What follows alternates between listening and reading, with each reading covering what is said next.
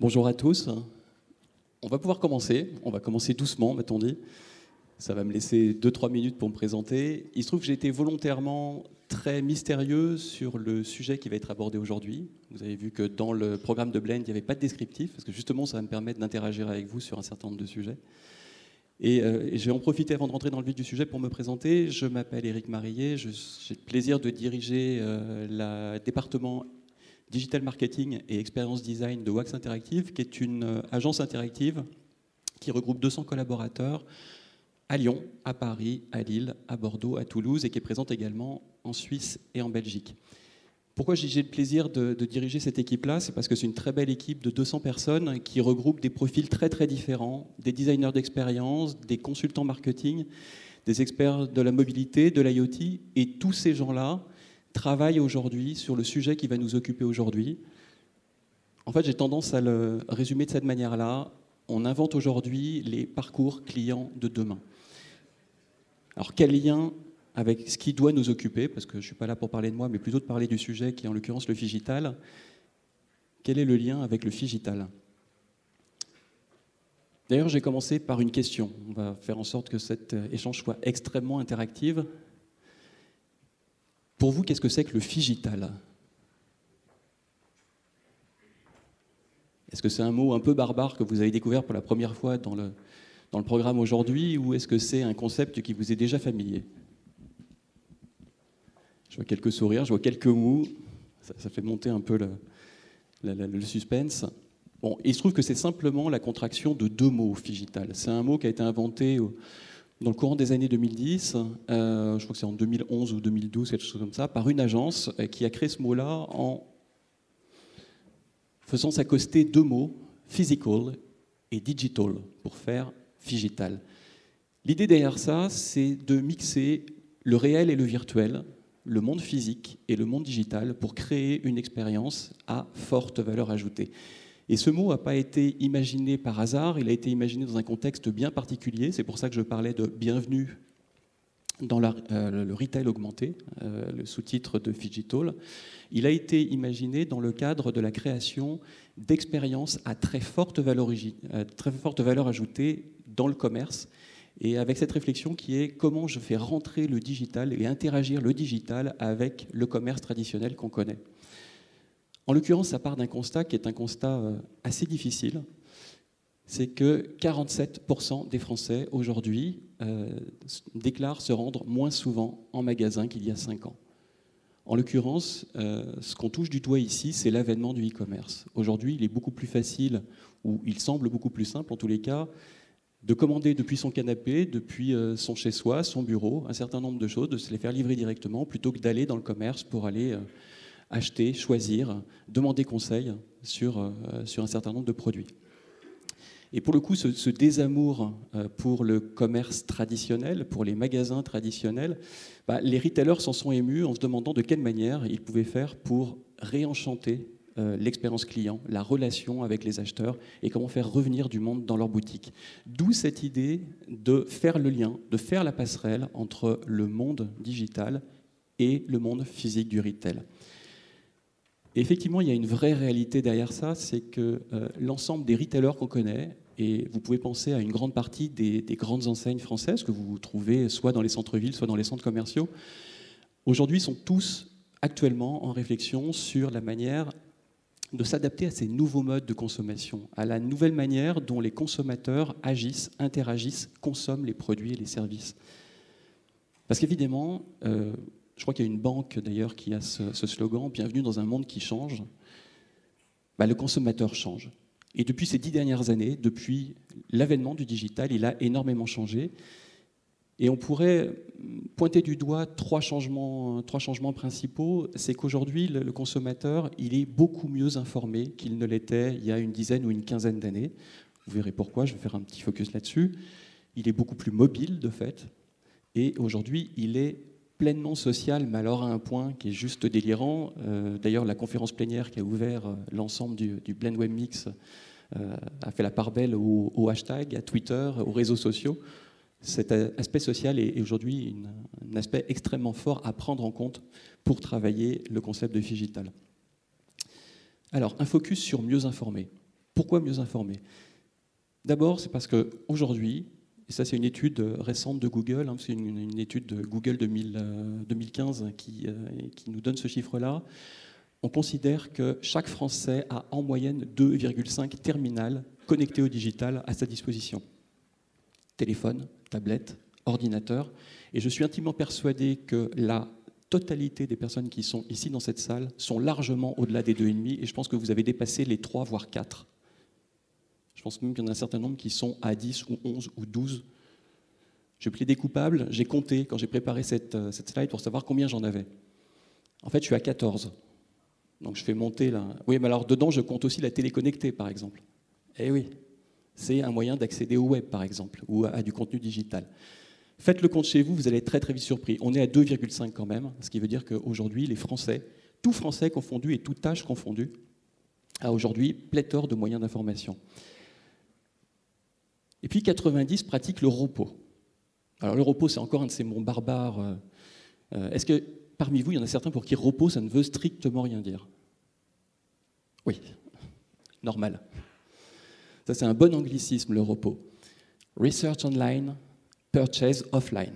Donc, je recherche de l'information sur mes produits sur le net, en utilisant le digital, et une fois que j'ai fait mon choix, et autant pour moi, c'est l'inverse, bien joué, c'est research offline.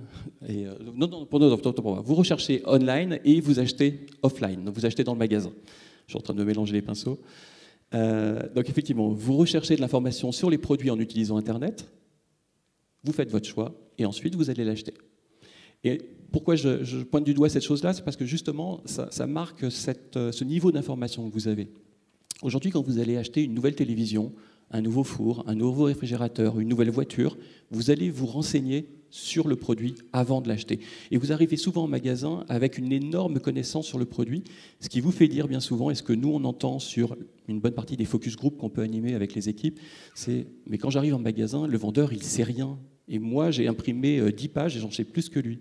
Donc c'est juste dramatique. » Ça c'est exactement ce qui se passe parce que vous êtes beaucoup mieux informés grâce au digital.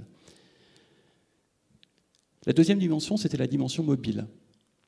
Vous avez tous un smartphone sur vous, je parle même plus de mobile, vous avez tous aujourd'hui des téléphones connectés. Je pense que dans cette salle, effectivement, vu le sujet de la conférence, vous avez tous des téléphones connectés. C'est 2,7 heures par jour passées par les Français sur le web mobile, ce qui est énorme. 2 heures, plus de 2 heures et demie par jour sur le web mobile, pas sur Internet, sur le web mobile. Ce qui veut dire que vous regardez de l'information et vous cherchez de l'information, vous consommez des contenus et cette information en mobilité. Donc ça, c'est important à prendre en compte également dans la réflexion. Et le deuxième point, c'est que depuis 2011, Google a fait une étude et a regardé la quantité de recherches qui a été faite en cochant ou en précisant les éléments qui sont ce qu'on appelle near me, c'est-à-dire que je cherche quelque chose, mais autour de moi. Ça a été multiplié par 34 depuis 2011. Ce qui veut dire que ce téléphone qui est utilisé en mobilité, il est utilisé pour rechercher de l'information qui va être très localisée. Et vous êtes le point central, finalement, de l'information qui va vous être donnée. Donc cette donnée de mobilité, elle est très importante, là encore, à réinjecter dans la réflexion de manière globale. Je vais en terminer avec les chiffres. Je parlais du social. Et là, je vous en donnais un seul. Puisqu'on parle de retail, on se rend compte que 40% des gens contactent leurs proches pendant qu'ils sont dans un magasin pour avoir un conseil qui va orienter leur choix. 40%. Vous imaginez 4 personnes sur 10, presque 1 personne sur 2. C'est énorme. Alors rappelez-vous les fois où vous étiez dans un magasin et que vous avez décroché votre téléphone pour contacter quelqu'un, envoyer un SMS, faire une photo du produit, demander un avis, etc. Ben, typiquement, c'est une pratique aujourd'hui qui est une pratique courante. 40%. Donc de fait, ce consommateur, il a beaucoup changé depuis 10 ans. Toutes ces pratiques-là n'existaient pas il y a 10 ans. Donc le commerce, il doit s'adapter à ça. Et puis, il doit s'adapter aussi à des parcours qui sont devenus de plus en plus complexes. Je vous parlais du repos, donc le fait de rechercher de l'information online pour acheter ensuite en magasin. Mais aujourd'hui, le digital vous propose pléthore de parcours qui sont mixtes entre digital et physique. Le click and collect. Vous achetez sur Internet et vous allez chercher dans le magasin. Donc, vous faites la jointure finalement entre ce physique et ce virtuel. Ça peut être l'inverse, enfin, ça peut être le retrait en magasin. Je ne vais même pas payer. En fait, je vais faire une partie de la recherche et de la sélection de produits, je fais mettre de côté, et une fois que je suis en magasin, je vais aller payer. Donc il y a une petite variante entre les deux. Et puis il y a l'inverse, il y a le showrooming. Le showrooming, c'est le fait d'aller dans les magasins, d'aller tester les produits, les regarder, les sous-peser, les évaluer, regarder la couleur, toucher les tissus, sentir les odeurs parfois sur un certain nombre de produits. Et puis de rentrer à la maison et de faire une recherche, très souvent pour trouver le meilleur prix. Et là, pour le coup, on n'achète plus en magasin, on achète en ligne. Donc là, c'est le parcours exactement inverse. On a commencé dans le réel et on finit dans le virtuel. Donc vous voyez que ces parcours, si on devait les schématiser, je ne sais pas si vous êtes habitué à réaliser ou à voir ce qu'on appelle des expériences maps, des cartographies de l'expérience qui permettent de voir quels sont tous les points de contact, tous les endroits ou les moyens qui sont utilisés par les consommateurs ou les utilisateurs pour faire un certain nombre de tâches. On se rend compte que ce schéma, il est très compliqué. Et le commerce, aujourd'hui, le retail, il a besoin de réfléchir à tous ces parcours pour voir de quelle manière on réintègre tout ça dans un cercle vertueux qui fait revenir le consommateur dans le magasin, dans un but unique, faire vendre plus. On ne va pas se cacher la réalité des choses, l'idée c'est de faire consommer plus. Alors évidemment, je suis en train d'écrire un monde où le digital a renversé complètement le magasin. Mais il ne faut pas se voiler la face, 90% des achats, ils sont encore réalisés en magasin, de fait. Mais ces 10% qui n'existaient pas il y a quasiment 10 ans, ils grignotent du terrain. Ils grignotent, ils grignotent, ils grignotent, ils grignotent. Et ils grignotent toujours. Chaque année, c'est encore un peu plus. D'ailleurs, est-ce que parmi vous, il y a un certain nombre de personnes qui seraient prêtes à abandonner complètement le fait d'aller en magasin pour faire des achats et de tout acheter uniquement sur le web ? 0, 100% digital chez vous ? En fait, c'est ce qu'on voit sur les études. C'est-à-dire quand on pose les questions aux consommateurs de ce pourquoi ils vont quand même en magasin au final, très souvent c'est 65%, ils vont dans le magasin pour voir le produit réel. Parce que rien n'enlève la sensation du produit en tant que tel. On a besoin de le toucher, de le voir, de le manipuler. Et on donne très souvent, vous allez voir si vous cherchez des articles sur le digital, très souvent on vous donne en exemple les Apple Store. L'Apple Store pour moi c'est le contre-exemple parfait. C'est le contre-exemple parfait parce qu'on est exactement en showrooming dans l'Apple Store. Vous allez aller voir les produits, vous allez les toucher, les manipuler, voir la nouvelle tablette, jouer avec l'iWatch, etc. Et très souvent, vous allez l'acheter chez vous, en ligne. Vous allez peu souvent l'acheter directement dans le magasin. Donc c'est plutôt du showrooming plutôt que du vrai digital. Donc vous avez besoin de voir le produit. La deuxième chose, c'est que vous pouvez en disposer tout de suite. C'est-à-dire que très souvent, quand vous allez dans le magasin, vous achetez, vous repartez avec le produit. Vous avez envie du dernier CD, alors je sais bien qu'on n'achète plus de CD, ou du dernier DVD, là aussi on n'achète pratiquement plus de DVD, mais allez, du dernier livre, soyons fous, du dernier livre de Marc Lévy, alors soyons vraiment très très fous pour le coup, vous l'avez tout de suite, vous allez à la FNAC, vous l'achetez, vous repartez avec. Donc je dis ça, j'ai vu les publicités pour Harry Potter sur le TGV que j'ai pris ce matin pour venir de Paris, donc on pouvait même l'acheter au bar du TGV, pour vous situer. Donc il suffisait que j'aille au bar et je partais avec le livre. Si je l'avais commandé sur Amazon, il m'attendrait presque ce soir, chez moi. Demain au mieux. Évidemment, 48% vont en magasin pour essayer le produit. Ça, c'est le cas notamment du retail vêtements. Pour tout ce qui est effectivement les vêtements, pour connaître la taille, savoir si la veste tombe bien, si la jupe ne sert pas trop, si le pantalon est assez long, etc., etc. Et puis le sentir, le toucher, là pour le coup, c'est le ressenti de la matière ou l'odeur qui va être importante pour 46%. Donc voilà là les raisons pour lesquelles le magasin reste encore extrêmement important. Et ça, c'est intéressant parce que ces 4 critères-là sont des critères qui sont éminemment sensoriels. Et là, pour le coup, le magasin a une vraie réalité dans l'expérience globale du consommateur parce que c'est le lieu de la sensorialité, du sens, du toucher, du sentir, du voir vraiment, du manipuler, du tactile, de l'audio parfois. Donc vous avez besoin de ça. Alors est-ce que les deux expériences sont totalement séparées ? En fait, quand on pose la question à des consommateurs pour savoir qu'est-ce qui est bien d'un côté dans le monde physique, qu'est-ce qui est bien de l'autre côté dans le monde digital, ben voilà en gros ce qu'ils disent. Et je pense que vous allez être d'accord avec une partie des choses qui sont résumées ici. Dans le magasin physique, ce que les gens aiment beaucoup, c'est la vendeuse m'a reconnu, le vendeur m'a reconnu. C'est d'avoir le sentiment d'être apprécié, d'être reconnu, d'être quelqu'un qui compte quand on arrive dans le magasin. C'est le sourire de la boulangère qui vous reconnaît quand vous allez chercher les croissants le matin. C'est le magasin de vêtements où vous allez régulièrement et le vendeur vous a mis un truc de côté en disant « je viens de recevoir ça », etc. etc. C'est typiquement cette chose-là qui est appréciée dans le monde digital, enfin dans le monde physique plutôt, et qui n'existe pas dans le digital. La deuxième chose, c'est évidemment, je peux essayer pour savoir si ça me convient. Et là, on revient sur les chiffres que je vous donnais. Dans le monde digital, ça va être plutôt je peux commander tranquillement de chez moi. Il y a un concept de cocooning absolu. Finalement, je peux être en caleçon t-shirt à 2h du matin pour commander mon Harry Potter. Personne n'en saura rien, je peux le faire tranquillement. Et il y a une chose qui m'a toujours fasciné, c'est quand on fait des études avec des gens qui achètent et qui font les courses sur Internet, les gens qui achètent dans les cybermarchés, par exemple, les Shop ou Auchan Direct. Quand on leur demande pourquoi vous faites les courses sur Internet, ce qu'ils vous disent, c'est « je vais plus vite, je mets moins de temps à faire les courses ». Alors comme je suis très retors et que j'ai un passé d'études marketing assez long, on a mesuré pour savoir si c'était moins long ou plus long. Et en l'occurrence, faire des courses dans un cybermarché avec un panier identique, vous mettez 1,5 fois le temps que vous mettez dans un magasin que vous connaissez. Donc c'est beaucoup plus long en l'occurrence. Mais vous avez le sentiment, parce que vous êtes chez vous, parce que vous faites ça tranquillement, au rythme que vous voulez, quand vous le voulez, avec la musique que vous voulez, la télé, la radio, etc., vous avez l'impression que c'est plus facile, plus simple et plus rapide. C'est juste de la sensation pour le coup, là, à ce niveau-là. Le deuxième argument pour le digital, c'est l'assortiment. Il est presque infini. C'est-à-dire que, quelle que soit la chose que je veux, je vais pouvoir la trouver. Et en plus, je vais pouvoir la trouver avec un très bon prix. C'est-à-dire qu'il y a à peu près pléthore de choix et pléthore de choix dans la gamme de prix. Donc ça, c'est vraiment des vrais plus. Évidemment, des deux côtés, il y a des choses négatives. Donc dans les principales, du côté du physique, ça va être, au final, quand je vais dans le magasin, très souvent, j'en sais plus que le vendeur.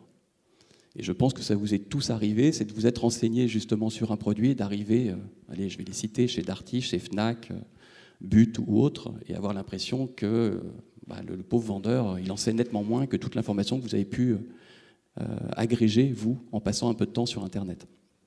Donc ça, c'est un peu frustrant pour le coup. Et puis alors, le pain point ultime, c'est il y a du monde et il faut faire la queue. Alors ça, c'est souvent quand on est au supermarché, mais pas que. Les courses de Noël, par exemple, on n'arrête pas de dire chaque année que le digital grignote, là encore, sur le retail. C'est vraiment quelque chose que vous allez entendre beaucoup là, dans les mois qui viennent.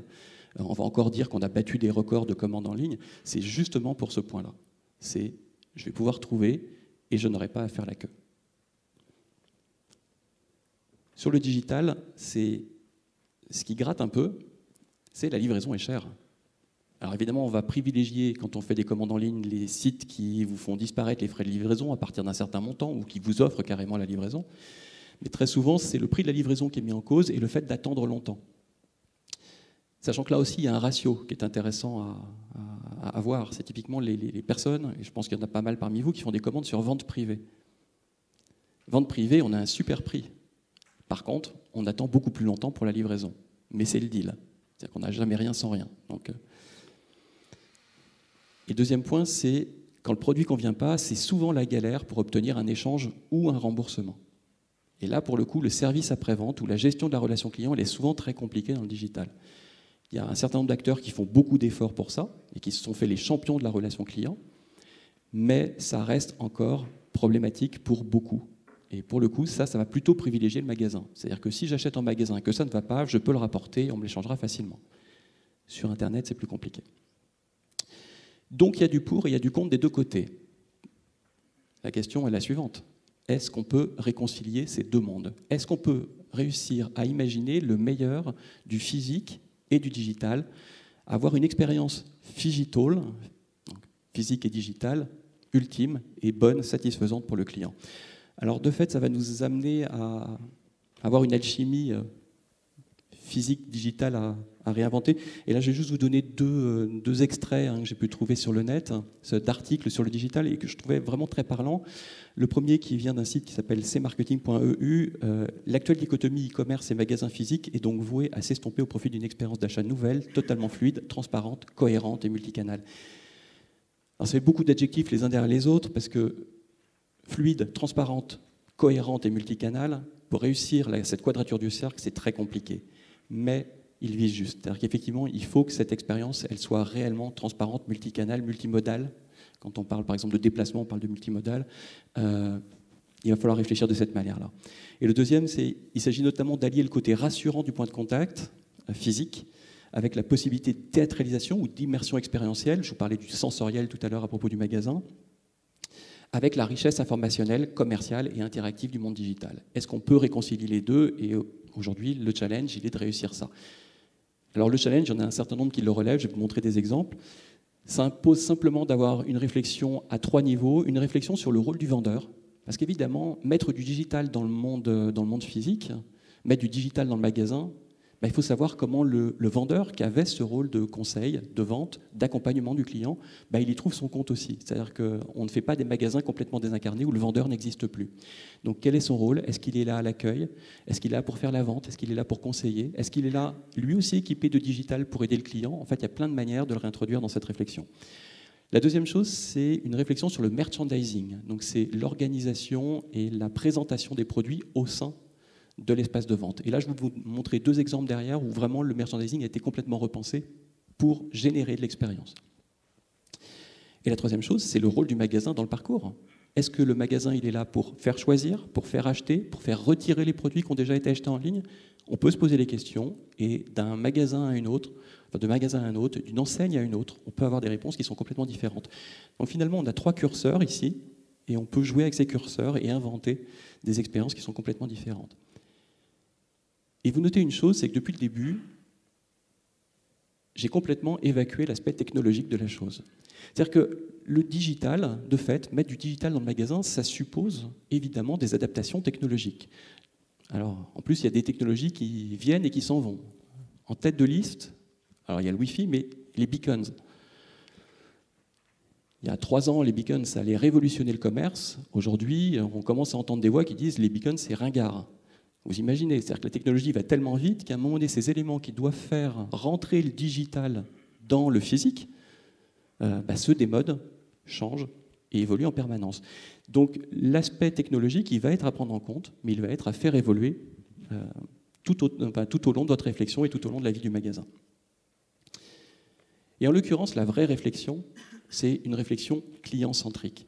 C'est-à-dire que ce n'est pas la technologie qui va être pertinente. La technologie va vous permettre de faire un certain nombre de choses. Mais c'est surtout la manière dont vous allez l'utiliser pour la réintégrer dans un parcours cohérent, transparent, multicanal, comme le disait tout à l'heure l'article. C'est cette réflexion sur le parcours qui est importante. Et là encore, je fais référence aux expériences MAP dont je parlais tout à l'heure, à cette cartographie de l'expérience client. Ça va vous aider à remettre les choses dans les bonnes cases et à créer cette expérience enrichissante. Alors de fait, il va y avoir plusieurs stratégies. Vous pouvez privilégier le besoin de conseil, parce que ça c'est un besoin client exprimé. J'ai besoin de conseils, j'ai besoin d'infos sur les produits, sur la disponibilité, j'ai envie de comparer un certain nombre de produits, j'ai envie de plus d'infos techniques sur les produits techniques quand je suis dans un magasin type Fnac ou Darty par exemple. Est-ce que vous pouvez me l'apporter? Est-ce que le digital peut répondre à ça? J'ai envie de prix aussi. Le digital m'apporte des prix qui sont formidables. Je trouve des promotions en permanence. Est-ce que ce digital dans le magasin peut me permettre d'être plus alerté sur la réelle qualité-prix, finalement, des choses que j'achète? Alors évidemment, il va y avoir l'influence des coupons qu'on peut totalement digitaliser, dématérialiser, utiliser en magasin. Mais ça peut être aussi des systèmes de repérage des promos qui sont totalement digitaux dans le magasin. Il y a des magasins aujourd'hui qui proposent des écrans embarqués dans les rayons et qui font le comparatif du prix dans le rayon par rapport à d'autres magasins sur la même zone de chalandise. Pour dire, ici, c'est moins cher que chez les autres. Et ils sont juste connectés sur des applis qui existent, qui sont déjà d'ailleurs en ligne, que vous trouvez sur les App Store assez facilement. Le client, je vous ai dit, il recherchait de l'efficacité aussi. Tout à l'heure, il voulait de la rapidité, de la fluidité. De fait, est-ce que le digital peut améliorer cette efficacité-là? Comment le digital peut m'amener à trouver plus facilement mon produit? Aujourd'hui, il y a des applications qui vous aident à trouver. Je pense par exemple à une application mobile, pour ne pas la citer, celle de Leroy Merlin, vous aide à savoir exactement où est le produit que vous recherchez dans le magasin que vous fréquentez. Et ça vous permet de vous diriger beaucoup mieux pour le trouver au bon rayon, au bon étage. Donc c'est plus simple. Mais ça peut être pour vous aider à faire le bon choix, vous donner des conseils sur le produit. Et puis, ça peut permettre de vous éviter de faire la queue aussi. Certaines applications vous permettent de prendre des tickets qui vont vous permettre de passer sur des caisses rapides, par exemple. Ça, c'est une manière dont le digital peut vous aider à fluidifier ça. Et puis la dernière chose, je vous parlais de sensoriel dans le magasin. est-ce que le magasin, avec le digital, me fait vivre une expérience nouvelle et pleinement accomplie pour moi? Les clients ont envie de partager des expériences beaucoup plus riches avec les marques, mais des expériences qui peuvent parfois être, excusez-moi pour le mot, mais barrées, complètement folles, complètement neuves, complètement innovantes, des choses où vous allez ressortir du magasin avec les yeux qui brillent en disant « Waouh, cette marque est formidable !» Là, il y a quelque chose à faire avec le digital dans le magasin. Et je vais vous en montrer quelques-unes.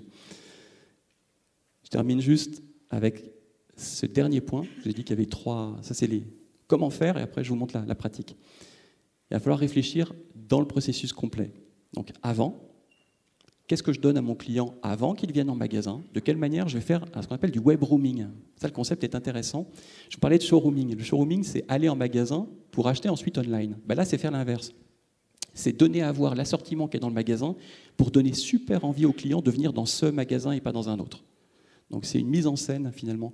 Ça peut être le site de la marque, le site du magasin, qui va mettre en scène ça pour attirer les gens à l'intérieur du magasin.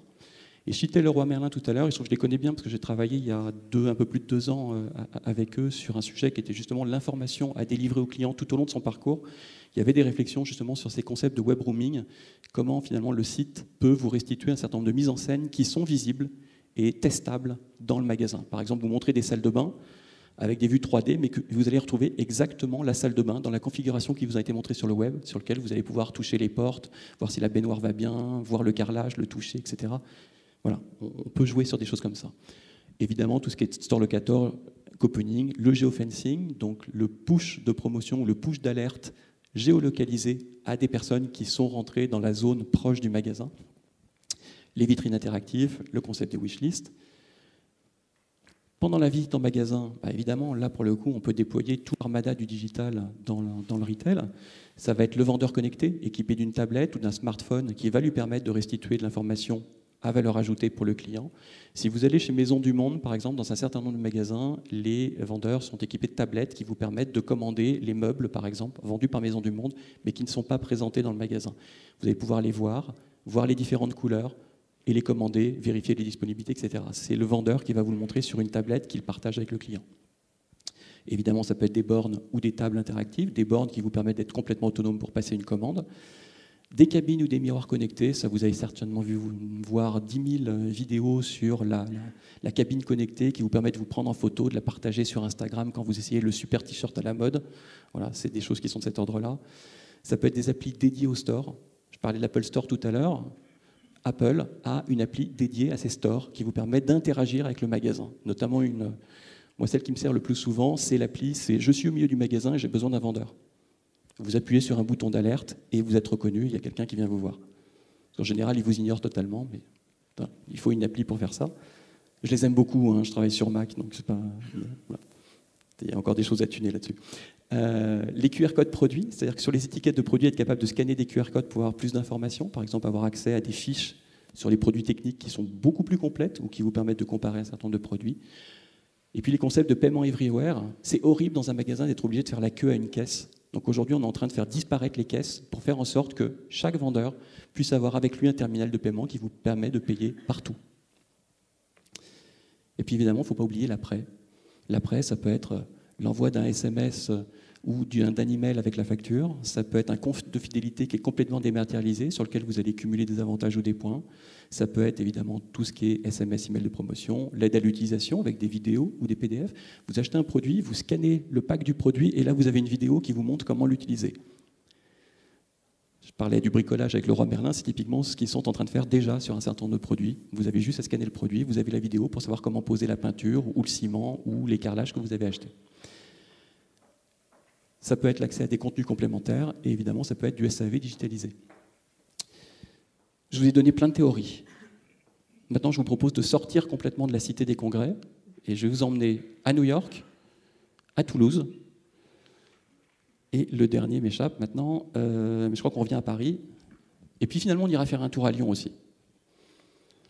Alors un premier exemple, c'est Timberland, avec un concept qui est assez intéressant qui s'appelle le Tap a Tag. Timberland a lancé un nouveau flagship à New York avec une nouvelle mise en scène de ses produits. Et là, les clients sont invités à utiliser une mini-tablette. En fait, la mini-tablette, elle va vous permettre d'aller scanner les étiquettes des vêtements et d'avoir des informations sur les différents produits et surtout de constituer des wishlists. Aujourd'hui, 50% de l'assortiment du magasin est équipé. Donc, je vais vous montrer comment ça se passe. Bienvenue à New York.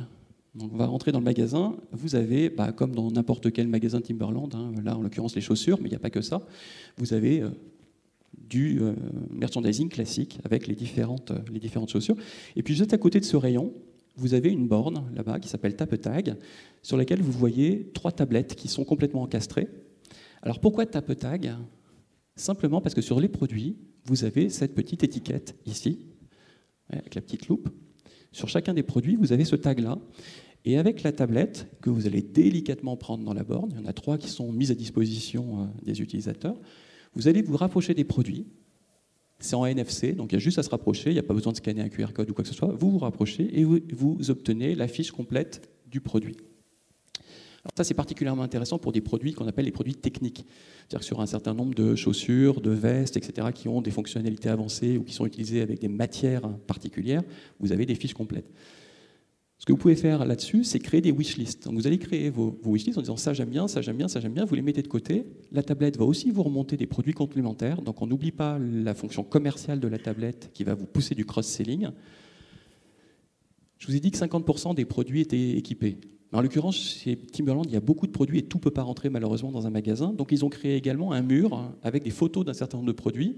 Et là encore, vous avez juste approché la tablette de ces différents visuels, et en fonction du visuel que vous avez tapé, vous allez récupérer la fiche, voire accéder à des photos supplémentaires, des vidéos pour vous montrer le produit un peu mieux. Et là encore, vous allez pouvoir le mettre en wishlist. Il ne vous restera plus qu'à mettre votre adresse email, et ça vous envoie un email instantanément dans lequel vous retrouvez l'ensemble de votre wishlist. Alors là, vous allez me dire, super, on vient de nous parler d'expériences novatrices, etc. C'est juste une tablette qui fait des wishlists. Oui, alors c'est une tablette en magasin qui fait des wishlists, mais ce qui est intéressant, c'est les résultats, en l'occurrence. Aujourd'hui, sur les comptages, on est entre 25 et 35% des clients qui utilisent la tablette depuis janvier 2016, puisque le flagship est très nouveau, il a été ouvert depuis le début de l'année. 25 à 35% des consommateurs, c'est un beau chiffre. Hein. On est aux alentours d'un tiers. C'est vraiment intéressant. Et surtout, ça permet à Timberland d'avoir une meilleure compréhension des préférences clients en magasin. Quels sont les produits qui ont été tagués? Quels sont ceux qui n'ont pas été tagués? Donc là, c'est intéressant. Ça permet de refaire le merchandising, voire de refaire le collectionning. De se dire, ces produits ne semblent pas intéressés. Et ils vont plus loin. Parce que la wishlist, évidemment, elle n'est pas faite gratuitement. Enfin, elle n'est pas faite gratuitement. Elle n'est pas faite simplement pour faire joli. Elle est là pour faire vendre. Cette wishlist, elle est connectée avec le site de vente de Timberland et il vérifie quels sont les produits qui ont été wishlistés qui sont ensuite réellement achetés. Donc, ça leur permet d'avoir de nouvelles stats de conversion sur un certain nombre de produits. Donc, pour le coup, c'est un dispositif à valeur ajoutée pour comprendre si les produits sont intéressants ou non pour les différents consommateurs. En général, quand on parle du digital, on montre toujours les États-Unis en disant qu'ils font des choses formidables. C'est les États-Unis ou le Japon, mais il se trouve qu'en France, on fait des choses aussi qui sont très jolies. Et on va aller à Toulouse sur une marque qui s'appelle Undies, que vous connaissez peut-être, qui est une marque de sous-vêtements. En l'occurrence, c'est une filiale du groupe Etam. Donc c'est du sous-vêtement un peu fun pour les jeunes filles et je crois qu'il y a une gamme pour les garçons aussi. Donc ils ont inauguré un nouveau magasin à Toulouse. Et c'était très atypique parce qu'en fait, ils avaient un magasin tout petit. Ils ont inauguré un magasin qui ne fait que 45 mètres carrés, ce qui est très très petit pour un magasin de ce type-là. Il leur faut, s'ils souhaitaient mettre l'ensemble de la marchandise qu'ils ont à vendre, il leur faudrait 150 mètres carrés à peu près pour une boutique standard. 45 mètres carrés, c'est un tiers de la boutique. Donc comment on fait? Il y a un choix qui a été fait, c'est on ne montre pas tous les produits. En revanche, on va donner la possibilité aux clientes de les acheter via des bornes. Plutôt que de vous faire lire ça, vous aurez les slides derrière, on va y aller. Donc, bienvenue à Toulouse, dans le magasin Undies, avec la Undies Machine. Alors la Undies Machine, ça commence par des bornes qui sont comme ça disposées dans le magasin.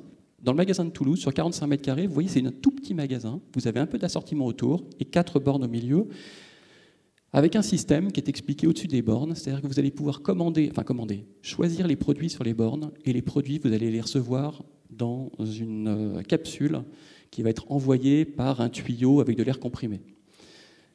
Donc vous utilisez la borne comme vous utilisez les bornes sur McDo ou comme si vous étiez dans un site e-commerce classique. Vous faites votre choix de produit, donc là typiquement un panty, etc.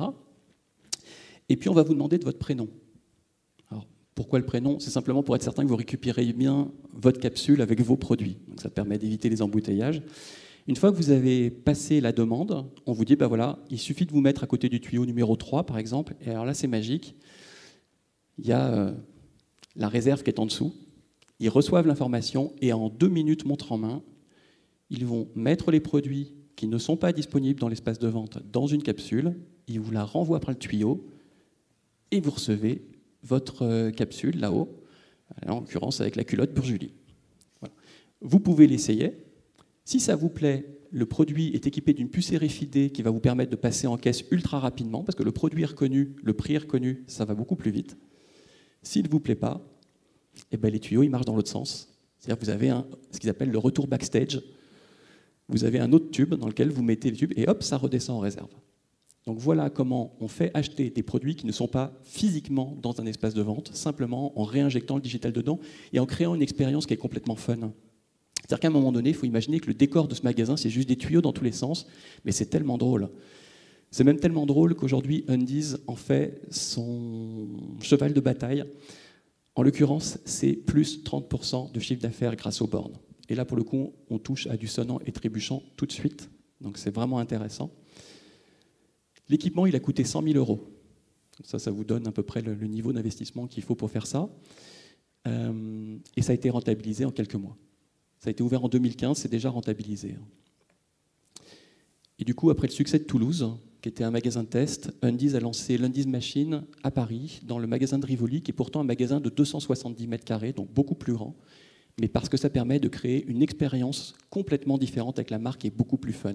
Et si vous avez l'occasion de monter à Paris et d'aller voir ce magasin, vous avez des tuyaux dans tous les sens avec les capsules qui basculent, et les gens adorent. Ils ont mis 8 bornes, et ça ne désemplit pas. Donc ils jouent vraiment là-dessus.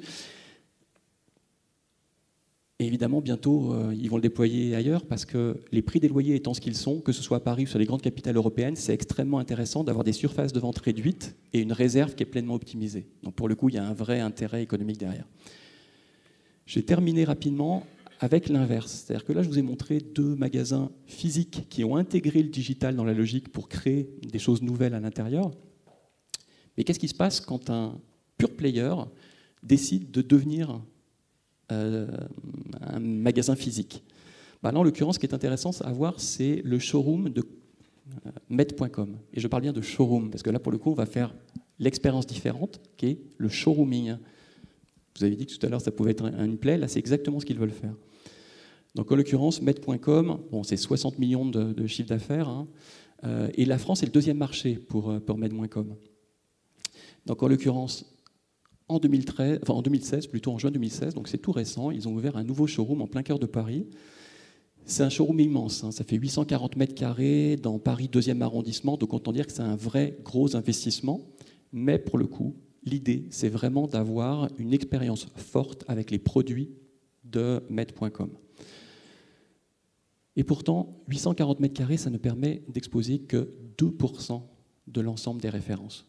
2% uniquement. Ça veut dire qu'il y a 98% des références qu'on ne peut pas voir dans le showroom. Et bien là, le digital va résoudre l'équation. Comment ça se passe? Alors évidemment, Med.com, pour ceux qui l'auraient raté, c'est un site de vente de meubles en ligne. Donc créé par 2 Français, ils sont commencés en Grande-Bretagne. Et donc, depuis juin, ce showroom magnifique. Alors pour le coup, je vous incite fortement à y aller parce que c'est vraiment un espace de vente avec une mise en scène assez incroyable. Mais je vais vous montrer quelques photos dans lesquelles vous allez pouvoir voir, comme dans n'importe quel magasin de meubles, un certain nombre de mises en scène avec des meubles. Évidemment, les meubles vendus par Med.com. Évidemment, comme tous les magasins modernes de meubles, vous avez les petits ustensiles qui vont bien, hein, le crayon de papier et le mètre-ruban pour pouvoir mesurer si ça rentre chez vous. En tous les cas, vous allez pouvoir toucher les produits. Mais évidemment, tout ne rentre pas, c'est ce que je vous ai dit. Donc, ils ont imaginé, et là pour le coup, c'est Ningli, qui est le fondateur de Med.com, un des 2 cofondateurs de Med.com, ils ont imaginé un mur recouvert de ces petits post-it, ce que vous voyez ici, pour lequel vous avez un visuel pour chacune des déclinaisons dans la couleur et dans les tissus de l'ensemble de la gamme. Donc c'est un immense mur.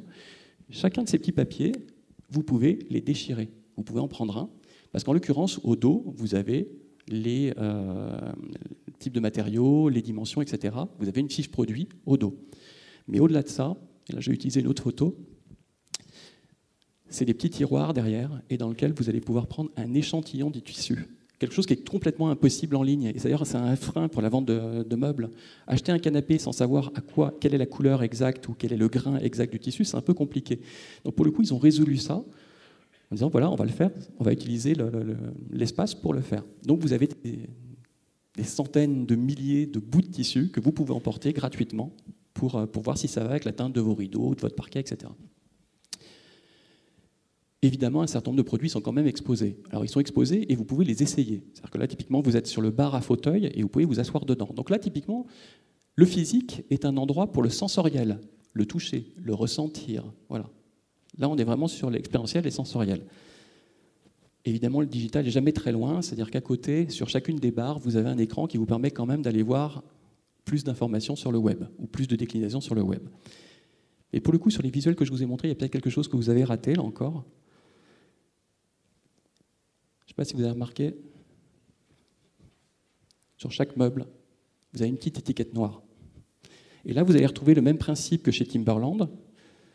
Cette petite étiquette, qui reprend en plus le plus, qui est un petit picto traditionnel de Med.com, est reliée avec un système de tablette, là encore, NFC, qui vous permet de toucher les produits avec la tablette et d'obtenir une fiche complète du produit, voire la possibilité de l'acheter directement. Il suffit de toucher par exemple l'étiquette et là on a la fiche du canapé qui est juste derrière. Évidemment, l'idée c'est de vendre. Donc l'ensemble des 800 m² est équipé avec un certain nombre d'ordis qui vous permettent, si vous avez trouvé votre bonheur, de passer tout de suite commande, de vérifier les disponibilités, etc. Et en plus, ces ordis ils sont pas uniquement dédiés au commerce, ils sont aussi dédiés à l'inspiration. C'est-à-dire qu'il y a un partenariat entre Med.com et une plateforme qui s'appelle Unboxed et qui permet aux gens qui ont acheté de photographier le produit chez eux pour voir ce que ça donne dans un environnement réel. Donc en fait, vous pouvez voir ça. Vous pouvez dire, voilà, j'ai vu le canapé rouge tout à l'heure, je voudrais voir ce qu'il donne chez tous les gens qui l'ont acheté. Est-ce que ça rend bien ou pas? Et ça peut vous donner des idées pour choisir la bonne table basse ou les rideaux, etc. Évidemment, c'est de l'expérientiel. Donc Med.com, qui vend beaucoup de produits, fait la part belle aux designers. Donc vous avez un couloir entièrement dédié au design avec des éléments interactifs à l'intérieur, la mise en avant des designers du mois et un showroom spécifique pour le designer du mois. Et puis je vais terminer avec cette chose-là, chez eux. C'est un mur interactif qui va être sur les produits emblématiques de Med.com. Vous avez des répliques d'un certain nombre de petits meubles qui ont fait le succès de Med. Il suffit de les poser sur une table tactile, vous avez une croix dessus, et là, l'espace où vous êtes commence à se transformer complètement. Vous allez avoir de la vidéo, des photos d'environnement, la manière dont le produit a été fait, etc., qui vous en disent plus sur ces produits emblématiques. 840 m², totalement expérientiel, dédié au design et en positionnement de la marque Med.com comme étant un fabricant de meubles design, très clairement. Donc vous voyez que là, le showroom est pensé comme un élément d'expérience très fort et qui va faire le lien, de fait, avec le digital qui est complètement intégré dedans. Alors, on n'a pas encore de résultats, puisque c'est tout récent. Par contre, on a quelques chiffres quand même. C'est 1 million d'euros pour créer ce showroom. Donc, effectivement, c'est un sacré investissement. Et ils attendent évidemment des retours chiffrés. Mais il y a un indice quand même. Ça, c'est un des deux fondateurs qui le raconte. C'est quand Med.com a ouvert un showroom à Liverpool. Et c'était un de leurs deuxième ou troisième showroom. L'activité, le chiffre d'affaires a doublé sur la région. Donc c'est pas neutre. L'investissement peut en valoir très fortement la chandelle dans la mesure où, je vous l'ai dit, les Français sont le deuxième marché pour Med.com. Donc c'est assez intéressant. En guise de conclusion, retenez une seule chose. Au-delà des gadgets techniques, de ce qu'on peut faire, des fonctionnalités, etc., c'est chercher à savoir, pour créer cette expérience mix entre digital et monde physique, chercher à savoir ce qui crée réellement de la valeur ajoutée pour le client. Et je vais terminer avec un exemple que vous connaissez tous. C'est pour ça que je vais vous ramener à Lyon, parce que je vais ramener en très grande proximité. Voilà une photo de Pardieu. Vous savez que c'est un espace dans lequel il y a du Figital? Et en fait, il se trouve là. Les bornes SNCF. Vous connaissez tous ces bornes-là. L'exemple typique du digital qui rentre dans le monde physique. Il y a 15 ans, vous aviez les guichets avec les agents SNCF. Depuis une dizaine d'années, vous savez, ces bornes, puisqu'elles sont en place depuis 10 ans, elles ont fêté leur 10e année, c'est 1300 bornes à travers la France, dans 460 gares, et ça traite 36 millions d'opérations par an, accessoirement. Donc ce n'est pas du petit digital, là, pour le coup, c'est du gros digital, parce que 36 millions de choses. Et ça génère une bagatelle, 1 million d'euros de chiffre d'affaires par jour. Par jour, pas par an, par jour. Donc là, on est avec un exemple très fort de la manière dont le digital enrichit fortement la SNCF, en l'occurrence, mais améliore l'expérience client. Et pour le coup, je termine avec juste un petit tips avant les questions-réponses. Il fallait, jusqu'à il y a encore très peu de temps, à peu près 4 minutes pour faire une commande sur ces bornes. C'était le délai moyen pour faire une commande de billets. En l'occurrence, en 2016, ils ont lancé, enfin en 2016, ils l'ont lancé dès 2014, ils ont lancé un grand chantier pour refondre l'intégralité de l'expérience digitale justement sur ces bornes. Donc refondre l'espace, meilleure prise en compte des parcours cross-canaux, notamment quand vous commandez sur Internet et vous récupérez sur les bornes, donc pour aller beaucoup plus vite pour retirer les billets, quand vous avez encore besoin d'un papier, ça peut exister encore.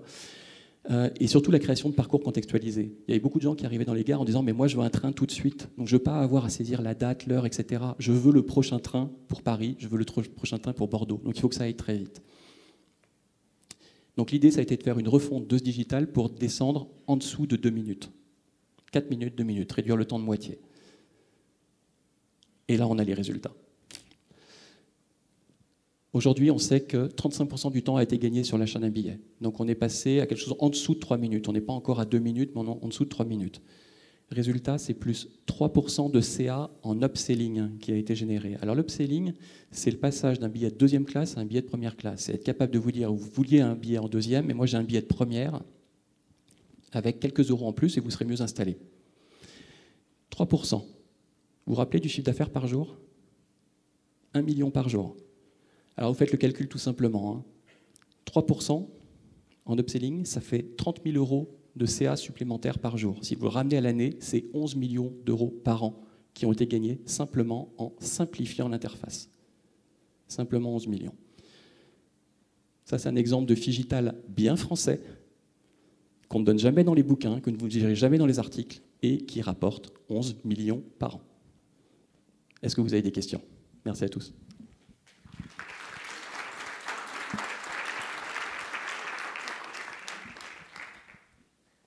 Bonjour, merci pour la présentation. J'avais une question concernant les QR codes. Tout à l'heure, donc, vous en parliez comme étant quelque chose d'actuel, on va dire. Nous, on les utilisait beaucoup l'année dernière, ou il y a 2 ans, dans les publicités qu'on faisait sur papier, et notamment sur nos cartes de visite.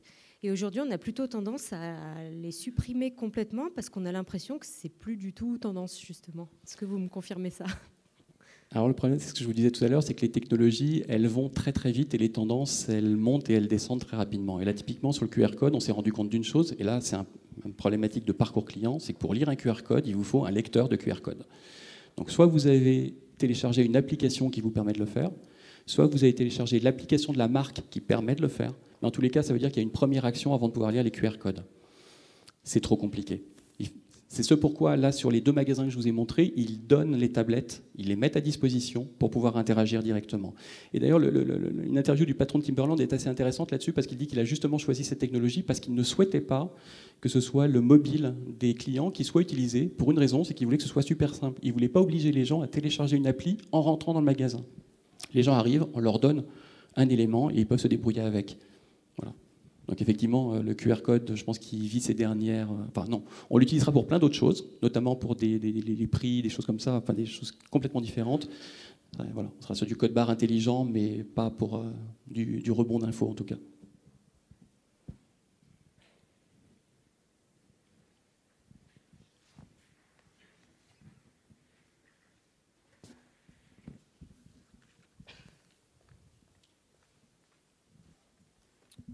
Bonjour, je voulais revenir sur Undies.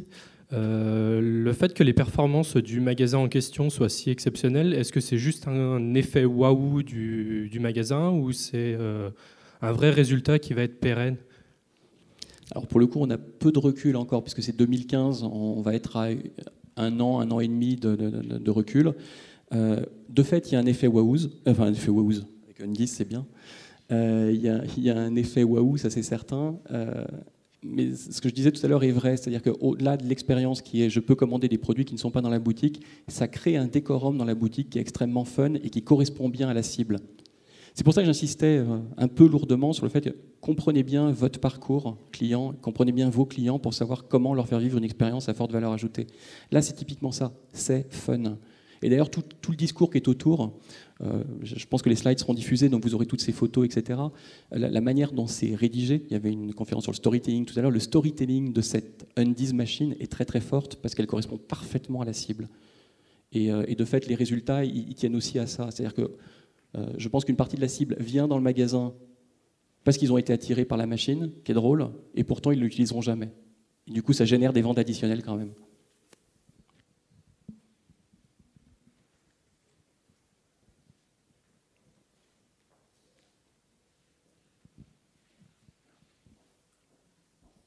D'autres questions ?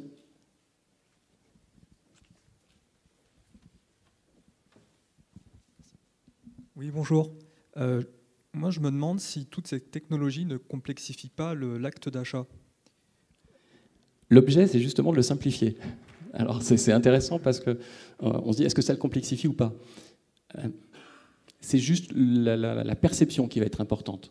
Est-ce que finalement, ça me donne le sentiment que c'est plus simple ? C'est intéressant. C'est pour ça que j'évoquais le cas du supermarché. Les gens qui disent, je commande en ligne, je fais mes courses en ligne dans les supermarchés, parce que c'est plus simple et c'est plus court. En l'occurrence, on sait par les études chronométrées que c'est plus long. C'est juste de la perception. Alors, est-ce que ça le complexifie ? Je pense que ça complexifie surtout la tâche des marchands, qui doivent repenser complètement leur merchandising et la manière d'interagir avec le client, ça c'est certain. Pour le client, l'idée, c'est de simplifier au maximum les choses. Et une partie des bornes qu'on voit chez Undies, c'est sensiblement les mêmes types de bornes que ce qu'on peut trouver aujourd'hui chez McDonald's quand on commande son Whopper. Alors, comme ça, je vais faire les deux marques ensemble, mais quand on commande son McDo, on est sur le même type de choses. C'est très simple. Pourtant, il y a 10 ans, il n'y avait pas de bornes dans les McDo et personne n'y trouvait rien à redire.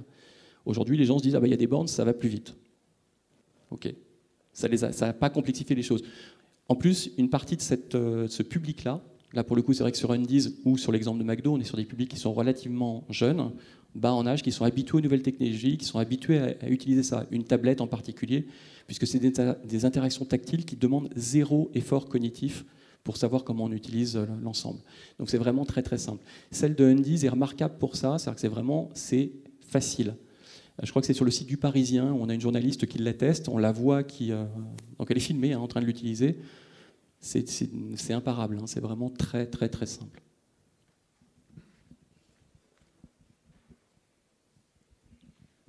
En fait, moi, j'ai l'impression que donc c'est des idées vraiment intéressantes, mais quand on voit comment les magasins aujourd'hui n'arrivent pas à mettre en place, par exemple, un truc simple, les caisses automatiques, on va n'importe quel supermarché, on voit vraiment qu'il y a un problème d'intégration de ces solutions automatiques, qui visent à augmenter la rentabilité des magasins.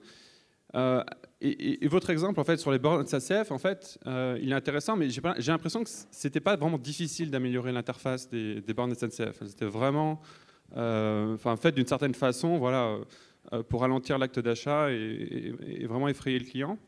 Donc ma question c'est, est-ce que ces grandes organisations, donc les grands groupes de distribution ou comme la SNCF, qu'est-ce qui les ralentit dans vraiment l'amélioration de cette expérience digitale ?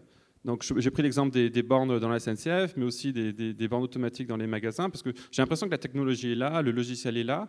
Les gens sont prêts maintenant à faire les choses par eux-mêmes, mais il y a vraiment, à mon avis, un blocage dans l'amélioration continue de ces outils qui sont déjà là. Je vais vous donner deux exemples. Je vais rebondir sur celui de la SNCF et je vais vous donner le cas que j'ai vécu alors personnellement il y a à peine quelques jours, justement avec des caisses automatiques. Problématique de la SNCF, les bornes existaient depuis 10 ans. La refonte de l'interface, ça fait intervenir 9 directions différentes, 9 directions métiers différentes pour la refonte simplement de l'interface, et je ne parle même pas de la partie IT de la chose. C'est compliqué en termes d'organisation interne. Là, pour le coup, c'est les différents métiers que ça fait intervenir, le remboursement, l'achat TGV, l'achat grande ligne, l'achat régional, la fidélité, etc., à se mettre d'accord et avancer de manière commune. Donc là, très souvent, il y a une vraie problématique d'organisation interne. Ça, c'est pour les très grands groupes. Quand on prend une entreprise comme Undis, par exemple, elle n'a pas du tout cette logique-là. Le projet est lancé, c'est stratégique, on le met en place. En revanche, il faut trouver le lieu pour le faire. C'est-à-dire que faire sortir les tuyaux sur la réserve qui est placée en dessous, c'est-à-dire que je ne peux pas avoir la réserve 3 pâtés de maison plus loin, ce qui existe sur un certain nombre de magasins. Ou alors pas exactement sous le magasin, mais à 2 ou 3 numéros de là. Donc, il va y avoir d'autres choses qui vont interférer dans ces choix-là. Très souvent, c'est une problématique d'organisation de l'entreprise. Hein. Le fait d'avoir du mal à avancer sur la digitalisation des points de vente. Le lieu va être important, mais l'organisation globale de l'entreprise est partie prenante. Et je vais rebondir sur les caisses automatiques.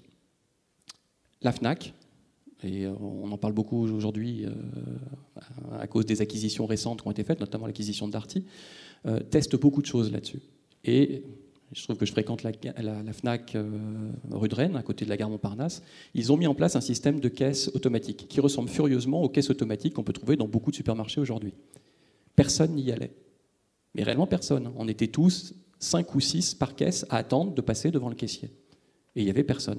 Donc il y a une personne qui venait nous chercher, une personne de la FNAC qui venait nous chercher en disant voilà, il y a des caisses automatiques, vous pouvez y aller. Je me suis retrouvé tout seul sur une rangée de caisses de 8 parce que personne n'y allait, en fait pour une raison, c'est que le magasin et sa configuration faisaient que personne n'avait vu qu'il y avait des caisses automatiques. Et la signalétique à l'intérieur du magasin ne les rendait pas visibles et compréhensibles. Donc quand je vous dis que c'est une réflexion qui est une réflexion systémique, en tous les cas qui prend un contexte qui est très très large, c'est que l'environnement du magasin, l'architecture du magasin, le merchandising global est partie prenante là-dedans. Je suis certain que beaucoup de gens auraient pu aller le faire, auraient pu faire comme moi et prendre le DVD que j'avais acheté et le passer en caisse et je suis parti au bout de 5 minutes, alors que personne avait avancé sur la caisse où je faisais la queue. Mais là, pour le coup, c'était l'architecture du magasin qui aidait pas et la signalétique aidait pas. Donc il y avait une pauvre personne qui allait chercher les gens pour les faire passer un peu plus rapidement. Et du coup, je vais clore avec les bornes SNCF de nouveau. Il se trouve que les bornes, le nombre a été réduit. Il y en avait à peu près 2500, ils sont passés à 1003, simplement. Donc il y en a la moitié qui ont disparu. Pour une raison, c'est que d'abord, effectivement, on a travaillé sur la rapidité d'action. Donc pour le coup, besoin de moins de bornes pour faire tout autant de transactions. Mais également, ils ont repensé au fait, et là, pour le coup, il y a un accompagnement en change. C'est pour ça que je disais tout à l'heure que le rôle du conseiller ou le rôle du vendeur est important. Il y a toute une partie de change dans ce projet-là qui est de quelle manière les agents en gare deviennent également des vendeurs qui peuvent accompagner des personnes au milieu de 3-4 bornes et d'aider les personnes qui pourraient être en difficulté sur les bornes. Ils vont venir fluidifier les transactions qui peuvent être faites là sans être obligés de passer au guichet. Donc ça, c'est intéressant et vous le voyez déjà en gare. Hein, vous avez souvent des agents qui vous disent « Ok, vous voulez changer un billet, vous voulez commander quelque chose, je peux vous aider ». Et ils vont prendre la main pour vous parce qu'ils connaissent l'interface super vite. Donc c'est un mix de tout ça. Il y a un peu de change, un peu d'architecture, et puis après, il y a l'organisation interne de la boîte. Mais c'est rare de trouver l'équation qui est parfaitement alignée. Hein. Undis, c'est parce qu'il y a un patron très fort qui a tapé du poing sur la table en disant « C'est bon, j'y vais, je mets 100 000 € sur la table ». Et aujourd'hui, il s'en félicite.